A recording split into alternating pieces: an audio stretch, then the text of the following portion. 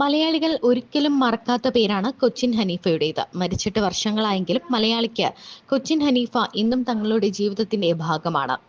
Dialogue പറഞ്ഞും പറയാതെയുമൊക്കെ അദ്ദേഹം എത്രയോ വട്ടം നമ്മളെ ചിരിപ്പിച്ചു, ഇന്നും ചിരിപ്പിച്ചുകൊണ്ടേയിരിക്കുന്നു.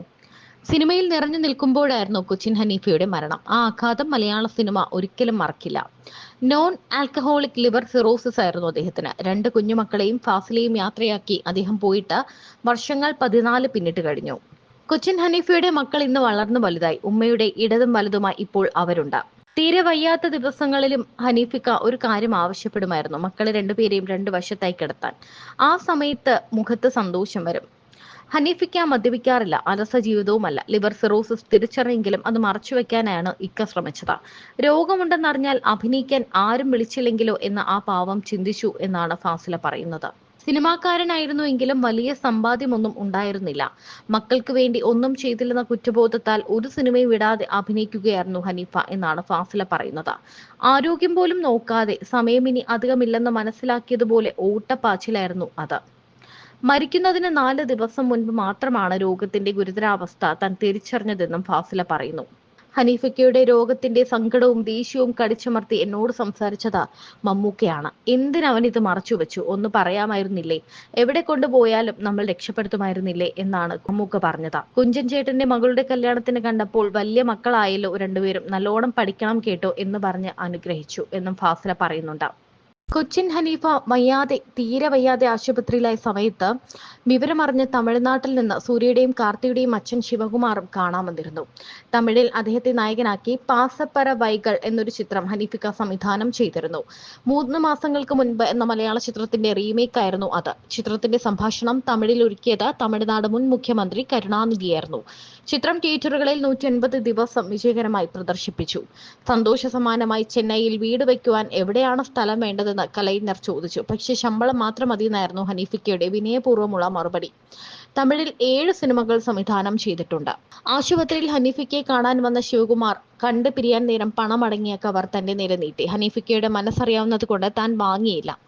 അത് പറഞ്ഞപ്പോൾ ഹനീഫിക്ക പറഞ്ഞത്: ഫാസി, നീ അത് വാങ്ങാത്തത് നന്നായി. ഞാൻ ഈ ആശുപത്രിയിൽ നിന്നിറങ്ങിയാൽ നമ്മുടെ ബുദ്ധിമുട്ടുകളൊക്കെ പെട്ടെന്ന് മാറും എന്നാണ്. പക്ഷെ അതൊന്നും ഉണ്ടായില്ല.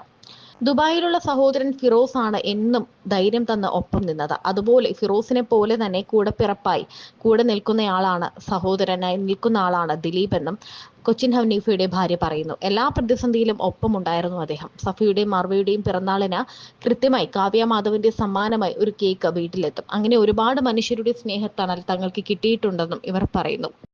തിരക്കഥാകൃത്തുക്കള് അവര് ഒരു പ്ലാറ്റ്ഫോം ഉണ്ടാക്കി തന്നാലേ നമുക്ക് കളിക്കാൻ പറ്റുള്ളൂ. എനിക്ക് വേണ്ടിയിട്ട് ഉള്ള കഥാപാത്രങ്ങൾ അവർ സ്റ്റിച്ച് ചെയ്തിട്ടുണ്ട്. അപ്പം ഞാൻ സിനിമയിൽ വന്ന സമയത്ത് എനിക്ക് പൊക്കമില്ല, വണ്ണമില്ല. ഞാൻ ഏതൊക്കെ ഇൻ്റർവ്യൂവിൽ പറഞ്ഞിട്ടുണ്ട്. പക്ഷേ എനിക്കൊരു 6-6 അടി പൊക്കമൊക്കെ ഉണ്ടായിരുന്നെങ്കിൽ തവിടുപൊടി പിന്നെ പണ്ടേ ഇവിടുന്ന് പോയിട്ട്. കാരണം ഞാൻ ചെയ്ത പല വേഷങ്ങളും എനിക്ക് ചെയ്യാൻ പറ്റില്ലായിരുന്നു. ഇപ്പൊ കുഞ്ഞുകൂനനോ ചാന്തുപൊട്ടോ മായാമോഹിനിയോ അങ്ങനെ പച്ചക്കുതിര, എന്ന് വെച്ചാല് അതല്ല, ഒരു നോർമൽ ഇതിൽ നിന്ന് മാറുമ്പോൾ നമ്മള് ഇയാളെന്തേ കാണിക്കണേ എന്നൊക്കെ തോന്നിക്കഴിഞ്ഞാൽ നമ്മള് പക്ഷെ അല്ലാത്തൊരു നോർമലായിട്ട് നമ്മുടെ നോർമൽ ഒരാളാണ് ഞാൻ. അപ്പൊ ആ ഒരു നമ്മൾ കൺമുമ്പിൽ കാണുന്ന കഥാപാത്രങ്ങളിലൂടെയാണ് നമ്മൾ പോയിക്കൊണ്ടിരിക്കുന്നത്. അപ്പൊ ചില സമയത്ത് ആദ്യമൊക്കെ നമുക്ക് സങ്കടം ഉണ്ടായിരുന്നു. ഒരു 6 അടി കിട്ടിയിരുന്നെങ്കിൽ ഞാൻ കാലക്കേനെ എന്നൊക്കെ പറഞ്ഞത് ഒരു കാര്യമില്ല എന്നുള്ളത് പിന്നെ മനസ്സിലായി. പക്ഷെ ഒരുപാട് നല്ല കഥാപാത്രങ്ങൾ അത് കാരണം കഥാകൃത്തുക്കൾക്ക് അവർക്ക് ഉണ്ടാക്കാൻ പറ്റി. അത് എനിക്ക് കിട്ടി, ദൈവാനുഗ്രഹം. നമുക്ക് അടുത്തൊരു സെഗ്മെന്റിലേക്ക് കിടക്കാം. 2 ആൾക്കാരുടെ 2 സിനിമകളിലെ 2 പേരുകൾ വീതം പറയും. അപ്പൊ അതിൽ നിന്ന് ദിലീപേട്ടന്റെ ജീവിതത്തിൽ ഉണ്ടായിട്ടുള്ള എന്തെങ്കിലും ഓർമ്മകളോ മാറ്റങ്ങളോ ഒക്കെ പറയാം. ഒരു മിനിറ്റ്, നേരത്തെ ചോദിച്ചത് ഇതില് സരസമായിട്ടുള്ള കഥാപാത്രങ്ങൾ ഏതാന്നൊക്കെ അല്ലേ? ഞാൻ ചെയ്തിട്ടുള്ള 99% കഥാപാത്രങ്ങൾ ഞാൻ എൻജോയ് ചെയ്തിട്ടുള്ളതാണ്. അതുകൊണ്ട് നമ്മൾ ഈ പറയുന്ന പോലെ മാതാപിതാക്കളോടൊക്കെയാണ് ഇതിൽ ഏത് മക്കളെ നിങ്ങൾക്ക് ഇഷ്ടം ചോദിക്കണ പോലത്തെ ഒരു അവസ്ഥയുണ്ട്. എല്ലാം ഞാൻ ഇഷ്ടപ്പെട്ട് ചെയ്തിട്ടുള്ളതാണ്. ഞാൻ എപ്പോഴും അങ്ങനെ എന്നെ ചിരിപ്പിക്കാൻ പറ്റണം മറ്റാൾക്ക്, എന്നാലേ എനിക്ക് വേറെ ആളെ ചിരിപ്പിക്കാൻ പറ്റുള്ളൂ.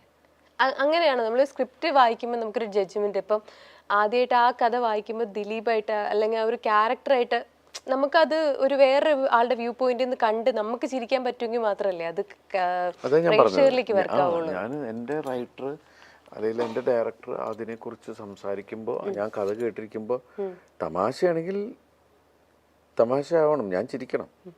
ഞാൻ കഥയൊക്കെ ആയിരിക്കണത് എന്നാൽ പിന്നെ ചിരിപ്പിക്കും നിങ്ങളെന്നും പറഞ്ഞിട്ടാണ്. കാരണം എന്താണെന്നറിയോ, ഞാൻ ഇതുമായിട്ട് വരുമ്പോൾ എന്നാൽ പിന്നെ ചിരിപ്പിക്കുന്നു പറഞ്ഞിട്ട് അവരിയ്ക്കണേ ഓഡിയൻസ്. അതെ അതെ തീർച്ചയായിട്ടും. അപ്പൊ എനിക്ക് ചിരിക്കാൻ റെഡി ആയിട്ടാണ് ഇരിക്കുന്നത്. അവർ ചിരിക്കാൻ റെഡി എന്ന് വെച്ചാൽ അതിൽ കാര്യം ഉണ്ടാവണം. ഇപ്പൊ നേരത്തെ തന്നിരുന്ന ഒരു എന്താ പറയുക, നമുക്ക് തന്നിരുന്ന ഒരു എന്താണ് അതിന് കറക്റ്റ് വേർഡ് പറയുന്നത് വെച്ചിട്ടുണ്ടെങ്കിൽ റിസപ്ഷൻ ആളുകൾ എന്ന് വെച്ചാല് ഒരു പരിഗണന എന്നൊക്കെ പറയില്ലേ. ഇപ്പൊ എന്തെങ്കിലും തമാശ പറഞ്ഞാലും ആ പോട്ട് ചിരിച്ചു വിട്ടേക്കാം എന്ന് പറയാം. പക്ഷെ ഇപ്പൊ എന്ന് വെച്ചിട്ടുണ്ടെങ്കിൽ അതിന്റെ ഇത് കൂടി. കാരണം എന്ന് വെച്ചിട്ടുണ്ടെങ്കിൽ ഉത്തരവാദിത്വം കൂടി എന്ന് വെച്ചിട്ടുണ്ടെങ്കിൽ നമ്മൾ ദൈവമേ ചിരിക്കണേ. കാരണം എന്ന് വെച്ചിട്ടുണ്ടെങ്കിൽ കരയിപ്പിക്കാൻ എളുപ്പാ. നമ്മുടെ പ്രാരബ്ധം പറഞ്ഞാൽ മതി, ചിലപ്പോൾ സങ്കടമായിട്ട് കരയും. ചിരിപ്പിക്കൽ വലിയ പണിയാ. അത് ചിരിപ്പിക്കുന്ന ആരാണെങ്കിലും ഞാൻ ഭയങ്കരമായിട്ട് ചിരിക്കാൻ ആഗ്രഹിക്കുന്ന ഒരാളാ, മനസ്സിലായില്ലേ. അപ്പോൾ ഈ മിമിക്രിയിലെ മിക്ക ആൾക്കാരുടെയും ഫാനാണ് ഞാൻ. എപ്പോഴും ഇവരുടെ ഓരോ കാര്യങ്ങൾ കണ്ടിട്ട് തന്നെ പിന്നെ ഞാൻ വിളിച്ച് പറയും ചെയ്യും. അവരുടെ ഷോർട്ട് ഫിലിം കണ്ടാലും മറ്റു തമാശകൾ കണ്ടാലൊക്കെ വിളിച്ച് പറയും. എങ്ങനെ കാവ്യ ചേച്ചിയും മീനാക്ഷി മാമാട്ടിയൊക്കെ സിനിമ കണ്ടോ? വോയിസ് ഓഫ് സത്യനാഥൻ കണ്ടോ? കണ്ടു. അവര് ചെന്നൈയിലാണ് കണ്ടത്. അവിടെ ഹൗസ്ഫുള്ളായിരുന്നു. ഭയങ്കരമായിട്ട് എൻജോയ് ചെയ്തു. അവര് എന്നെ രണ്ടുപേരും 3 പേരും. അപ്പൊ ചെറുത് ഭയങ്കര ചിരിയായിരുന്നു എന്ന് പറയണ്ടേ. അപ്പൊ കാവ്യ കണ്ട് ഇവിടെ ആവശ്യമുള്ളിടത്തും ചിരിക്കുന്നുണ്ട്, ആവശ്യമില്ലാത്തടത്തും ചിരിക്കുന്നു ഇവള് എന്നൊക്കെ പറഞ്ഞിട്ട് അവളെ കളിയാക്കുണ്ടായിരുന്നു. നീനുട്ടിയും എന്നെ വിളിച്ചു പറഞ്ഞു, അച്ഛാ നന്നായി അച്ഛാ, എൻ്റെ ഫ്രണ്ട്സൊക്കെ ഉണ്ട്, അവർക്കൊക്കെ ഭയങ്കര ഇഷ്ടമായി. അതിൽ കാവ്യം പറഞ്ഞു ഭയങ്കരമായിട്ട് എൻജോയ് ചെയ്യേണ്ട ആളുകൾ എല്ലാ. പിന്നെ ഫീൽ വരുന്ന സമയത്ത് ആണുങ്ങളടക്കം കണ്ണ് നനയുന്നുണ്ട്, എല്ലാവരും കണ്ണൊക്കെ എന്നെ തുടയ്ക്കുന്നുണ്ട്. നമ്മളിങ്ങനെ നോക്കൂല എന്താണ് ഇതിൻ്റെ ഒരു അവസ്ഥ എന്നൊക്കെ തോന്നുന്ന ഒരു ഇതല്ലേ. അപ്പം എല്ലാവർക്കും ദൈവാനുകരിച്ച് നമ്മുടെ ഒരു ഫാമിലി എൻ്റർടൈനർ അല്ലേ.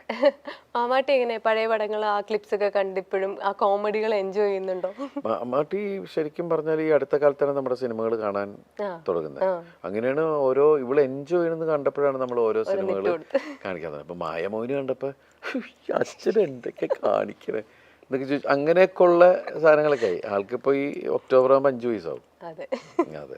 അപ്പൊ സിനിമ കണ്ട് ആ കോമഡി ഒക്കെ മനസ്സിലായി തുടങ്ങിയിട്ടുണ്ട് ഇപ്പൊ എന്തായാലും. അപ്പൊ ഇനി ഒരു ഫാനോട്, ഒരു സ്ട്രോങ് ഫാനോട് വന്നിരിക്കുകയാണ്. ഓക്കെ, അപ്പം ഈ പടങ്ങളെ കുറിച്ചൊക്കെ പറയുമ്പോൾ അല്ലെങ്കിൽ ഈ ആളുകളെ കുറിച്ച് പറയുമ്പോൾ ദിലീപേട്ടന് ജീവിതത്തിൽ ഉണ്ടായ ഒരു മാറ്റം എന്താണെന്ന് പറയാം. സല്ലാപം, കഥാവിശേഷൻ, ഈ 2 പടത്തിൽ നിന്നും ദിലീപേട്ടന് ഉണ്ടായ ഒരു മാറ്റം. സല്ലാപം ശരിക്കും പറഞ്ഞാൽ എൻ്റെ ജീവിതത്തിൽ ഒരു ടേണിംഗ് പോയിന്റ് ആണ്. ആസ് ആൻ ആക്ടർ ഉറപ്പായിട്ടും അവിടെ നിന്നാണ് എൻ്റെ ഒരു പലരുടെയും വിചാരം അതാണ് എൻ്റെ ആദ്യത്തെ പടം സല്ലാപം. അതിന് മുമ്പുള്ള പടങ്ങൾ ചിലപ്പോൾ അവരുടെ അത് അത്രയും ജനഹൃദയങ്ങളിലേക്ക് ഇറങ്ങിച്ചെന്ന ഒരു കഥ. പിന്നെ കഥാവിശേഷം എനിക്ക് ഇഷ്ടപ്പെട്ട സിനിമകളിലൊന്നാണ് ചന്ദ്രേട്ടൻ്റെ. എനിക്ക് തോന്നുന്നു ചന്ദ്രേട്ടൻ്റെ മകന് ഫീൽ ചെയ്ത ഒരു ഇൻസിഡൻറ്റിനെ ബേസ് ചെയ്തിട്ടുണ്ടാക്കിയൊരു കഥയാണ്.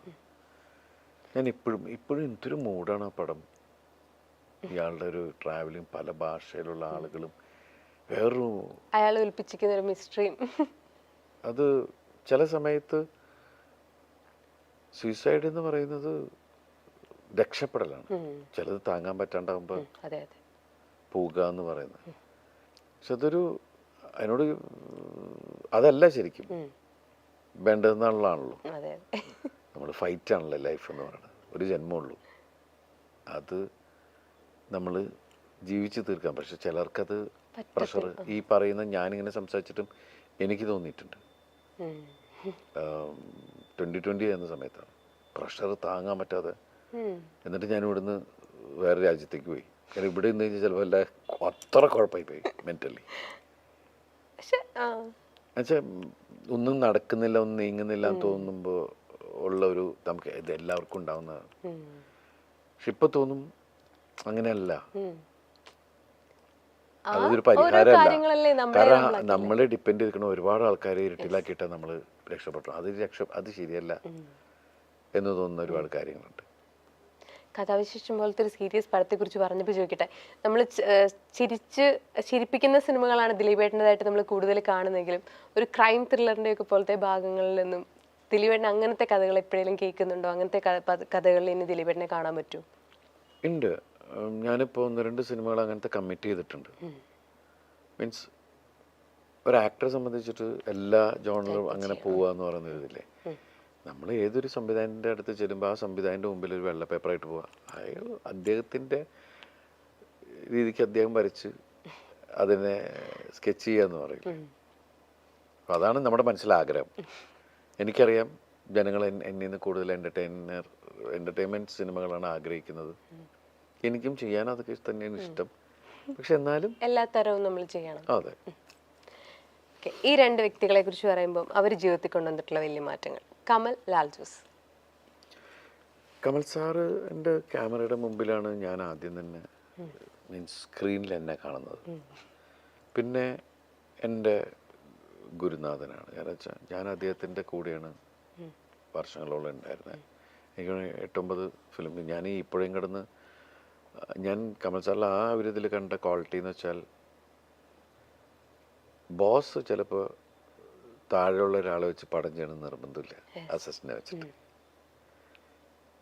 അപ്പോൾ ആ ഒരു ഇതിൽ എനിക്ക് കമൽ സാറിനോട് ഭയങ്കര റെസ്പെക്ട്. കാരണം എന്ന് വെച്ചിട്ടുണ്ടെങ്കിൽ ഞാൻ ആ സമയത്ത് വേഷം ചെയ്തു വന്നു ഇതായി. പിന്നെ അത് കഴിഞ്ഞ് സല്ലാപം ചെയ്തു. സാർ എന്നെ വെച്ചിട്ട് ആദ്യമായിട്ട് ഇൻഡിപെൻഡൻറ്റ് ഹീറോ ആവുന്ന ഒരു പടം അതാണ്. പിന്നെയാണ് കല്യാണോത്സവം ദിക്കും ഒക്കെ പറഞ്ഞത്. അദ്ദേഹം ഇപ്പോൾ വീണ്ടും അവരിപ്പോൾ ഷൈനിനെ വെച്ചിട്ട് സിനിമ ചെയ്യുന്നുണ്ട്. അപ്പോൾ ആ ഒരു ഈഗോ എന്ന് പറയുന്ന സാധനം ഉണ്ടല്ലോ, ചില ആൾക്കാരെ നമുക്ക് പറയാൻ പറ്റൂല. മനുഷ്യനാണ്. കാരണം എന്നെക്കാൾ എൻ്റെ അസിസ്റ്റൻ്റായിട്ട് ഇന്നവനെ വെച്ചിട്ട് ഞാനിതിന് സിനിമ ചെയ്യണമെന്ന് തോന്നിക്കഴിഞ്ഞാൽ അത്രേ ഉള്ളൂ. പക്ഷെ അത് നമ്മളിൽ എവിടെയോ ഒരു കലാകാരനുണ്ടെന്ന് തിരിച്ചറിഞ്ഞപ്പോൾ ഈ വേഷം അവനെ ഏൽപ്പിച്ചാൽ അത് നന്നാവെന്ന് തോന്നുന്നൊരു സാധനമല്ലേ കമൽ സാറ്. പിന്നെ നല്ല മ്യൂസിക് സെൻസും കമൽ സാറിൻ്റെ പാട്ടുകളൊക്കെ കണ്ടറിയാം. ലാൽ ജോസ് ആണെങ്കിൽ എനിക്ക് എൻ്റെ സഹോദരനാണ്. എൻ്റെ വീട്ടിൽ എൻ്റെ അച്ഛന് ലാലുവിനെ പരിചയപ്പെട്ട സമയം തുടങ്ങി മൂത്ത മോനെ പോലെ കാണുന്ന ഒരാളാണ്. എൻ്റെ വീട്ടിൽ എന്തെങ്കിലും ഞങ്ങൾ ഇതുള്ള പ്രശ്നമാണെങ്കിൽ ആവും വരട്ടെ എന്ന് പറയും. അങ്ങനെയുള്ള ഇതുണ്ട്. അത്രയും ഫാമിലി അറ്റാച്ച്ഡ് ആണ്. ലാലുവിൻ്റെ അപ്പച്ചനും അമ്മയാണെങ്കിലും ലാലുവിൻ്റെ വീടാണെങ്കിലും ഞാൻ ഇടയ്ക്ക് പോയി നിൽക്കുന്നൊരു വീടാണ്. എനിക്ക് എൻ്റെ അമ്മയുടെ വയറ്റിൽ ജനിക്കാതെ പോയൊരു സഹോദരൻ. അതാണ് എൻ്റെ എന്ത് വിഷയത്തിനും എൻ്റെ ഒപ്പം നിൽക്കുന്ന, എനിക്ക് വേണ്ടി പടവെട്ടുന്ന ഒരാളാണ്. അതാണ് ലാൽ ജോസ്. എനിക്ക് ഭയങ്കര ജെന്യൂനായിട്ട് തോന്നിയ ഒരാളാണ്.